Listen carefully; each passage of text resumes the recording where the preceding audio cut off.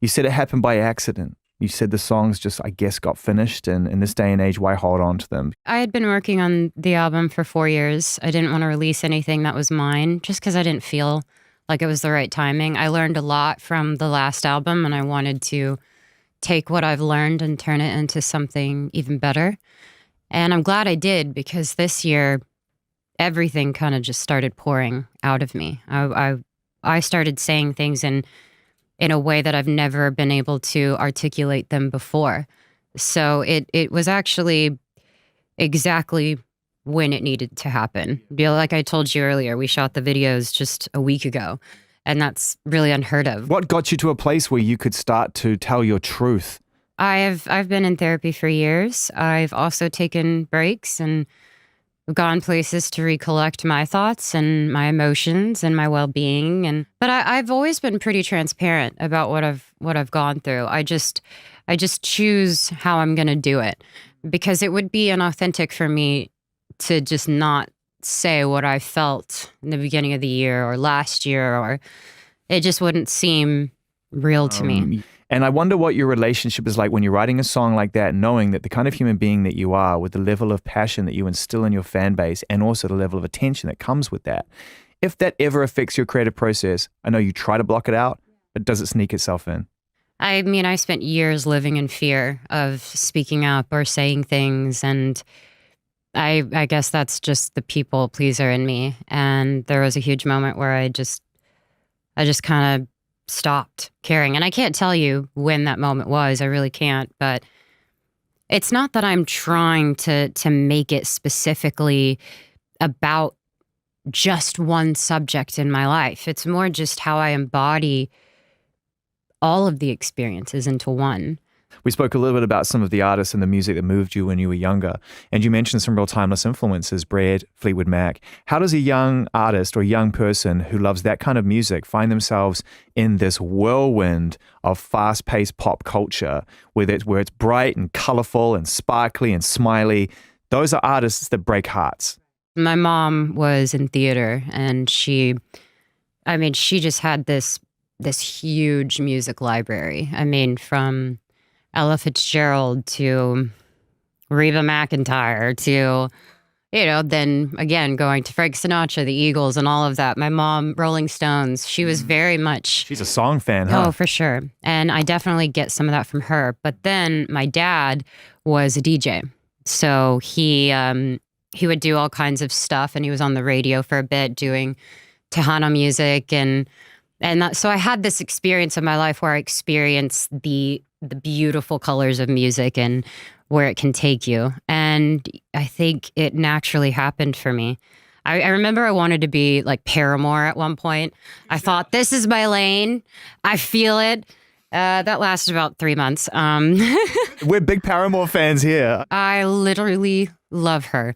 So I guess we should focus on that song, Look at Her Now. I mean, that really is that's a moment of absolute self-empowerment. You need to know who you are at that moment in time to make that song believable. Yeah. It just got weird. It just got really complicated. And I started noticing that my life just became a story, and it was entertainment.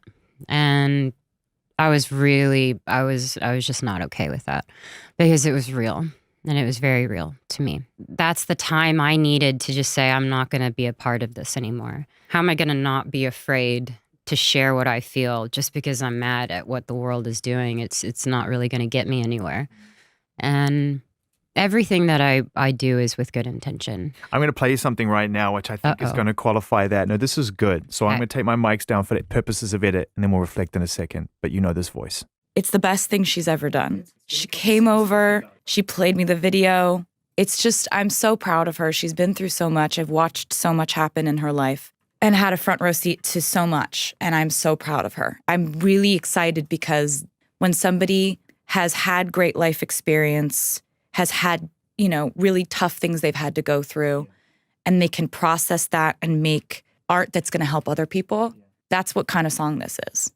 I'm stoked. Taylor. No, that was very sweet. Yeah. Yeah.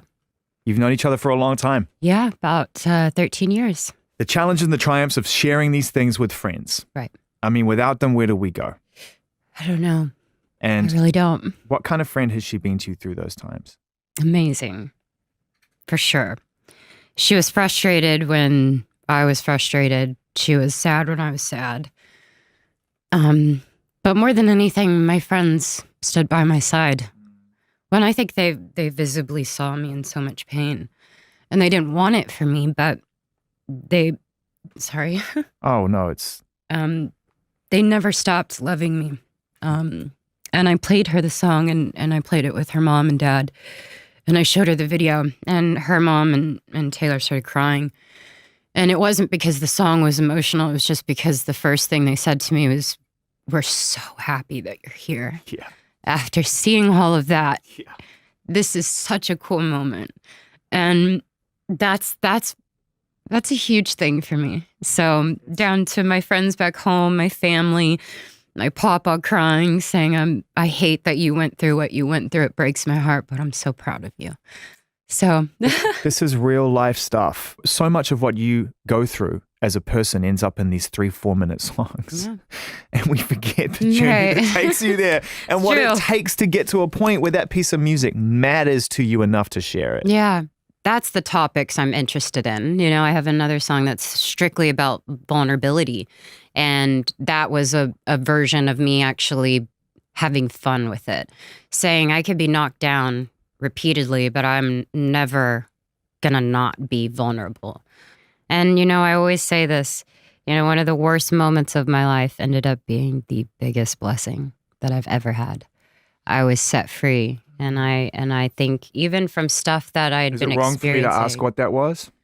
I mean, but here's the thing. It's not anything like we're going to dissect. It's more my life. It's more actually working since I was 7, being away from my family, moving from Texas to here, experiencing fame, being awkward because you're growing up. And I think I was scared of it, and I probably hated most of it. But with that time that I've been given, I've just been able to come out on the other side and be okay.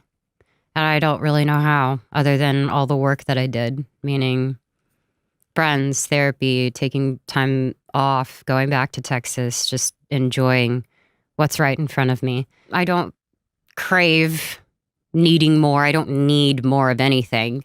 But it's actually been great because that means I'm doing something good, and you know, that's all I can do. You don't crave or need more of anything? Like, you don't crave bit like Haagen-Dazs? I crave strawberry if we're cheesecake. talking about cravings, whoa. If we're talking about cravings, of course I do. I mean, What's the ice cream flavor?